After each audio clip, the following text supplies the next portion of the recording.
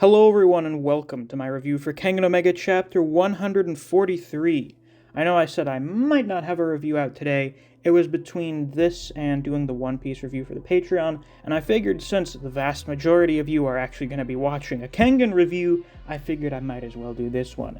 Speaking of the Patreon, I figure I might as well give a shout out to my wonderful patrons right now. Special thanks to Neo, Dijon Redden, Anthony Chavez, Honey Mustard, K-God, Chris Redfield, Rat, Ryzen 4K, Artist, Mac Campaign, Wave of Manga, Chuck's Feed and Seed, Jake Sturrizi, and Play Free Labs. Thank you all very much for supporting me on Patreon. I greatly appreciate it. As I just mentioned, I'm going to be starting One Piece reviews on the Patreon probably tomorrow, and I also do reviews for the Boxer on there, so you can always check out my Patreon if you're interested in that.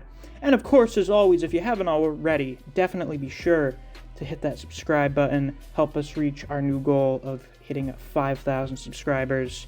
With that out of the way, let's get on with the review.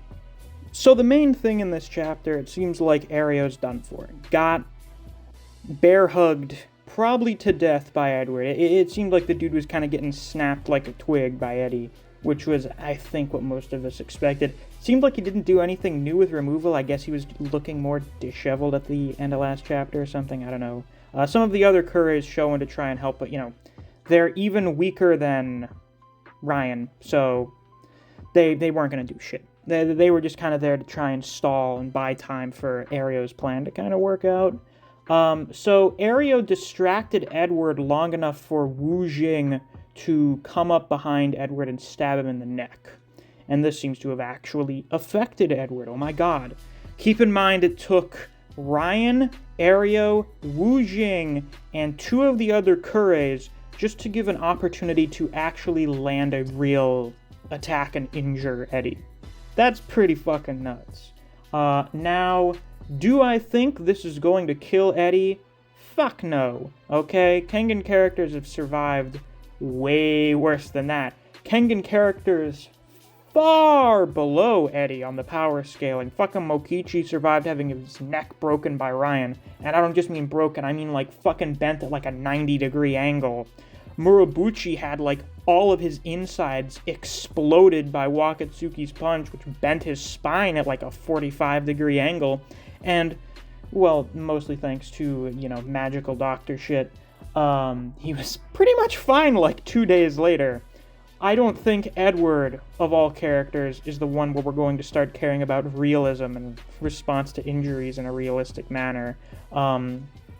If my theory about Eddie having Superman syndrome is true, this is going to be like when Mutaba tried to stab Waka in the neck, where, yeah, it pierces the flesh, it kind of stuns him, causes him to, stumble over or something, but ultimately he's going to be fine. It is possible that the knife is poisoned or something, but I don't think that's going to kill him either. This seems to mostly be for the purpose of weakening Eddie. What's probably going to happen is, Eddie's going to turn around, bat Wu Jing out of the universe, and then Ryan is going to try and have a fight with Eddie, because Ryan doesn't really even show up this chapter. I imagine Ryan is going to try and have a fight with Eddie now that Eddie's weakened a little bit, and he's probably still going to lose. He'll do better. He'll have, more of an actual fight with him, but he'll ultimately lose. This is likely for the purpose of giving Eddie a reason to need to leave. So, yeah, I think Eddie's fine. But Erioh, listen. That dude's back was crushed. Like Eddie crushed him. He's not going to survive. He's still alive at the moment, but he's not lasting much longer. He had, a bit of a Netero moment or something, The scrawny old man gets the last laugh. But he's done for. This is going to be the end of the mighty demon, the first fang of Metsudo, Kurei Erioh, and I think it's a pretty good way for him to go out, actually kind of doing something of significance. So, cheers to him, I guess. Now, the other important thing that happens in this chapter is Mutaba goes and talks to Oma, and this is actually the first time the two of them have ever interacted with each other, despite the fact that they were both in the Annihilation Tournament. Mutaba gives him the rundown on the situation with Eddie and tells him to, come along and help them defeat him because he's way too strong for Ryan and Erioh and Wu Jing to defeat. And that apparently, according to Mutaba, he's about on par with Tiger Nico, maybe slightly stronger, so I was right with that. I mean, I wasn't the first person to say that, but I did say it, so I guess I was kind of right. Now, this creates the setup for something that I didn't really expect, which was Oma getting involved in the fight with Eddie, and considering Oma's probably about on par with Kuroki, that's one of the better options you have for people to come in and provide reinforcements. If Oma is actually going to the fight with Eddie, here's an alternative possibility. What was the last thing of significance that Mutaba did? Oh, it was interacting with Tiger Nico. What does Tiger Nico want? He wants Oma, for the most part, because Oma's going to be the heir to his true Nico style. And Mutaba, as we know, has loyalty really only to money. Safe to assume Tiger Nico's got quite a bit of cash since he's been working with the worm. I think it's very possible that Tiger Nico pretty much bitch-slapped Mutaba into that wall and then said, hey, if I give you a shitload of money, will you go and bait Takeda Oma into this spot or whatever so that I can come in and snatch him up? And Mutaba, really only having loyalty to money, would be like, sure. So it's actually quite possible that instead of going to join the fight with Eddie, Oma is going to get into a fight with Tiger Nico, and considering, well, he's seemingly about as maybe stronger than Eddie, and Oma's already a bit tired out from his fight with Lolong, yeah, it's not going to go well. So we were thinking, oh, the tragedy is going to have something to do with Erioh getting killed, probably the members of the Kengan Association, I imagine Metsudo dying, that would be quite the tragedy, maybe Nogi. But you know what else would add up to the tragedy? How about the guy who recently came back from the dead and who is currently the strongest Kengan fighter getting fucking kidnapped? That would be pretty bad too, wouldn't it?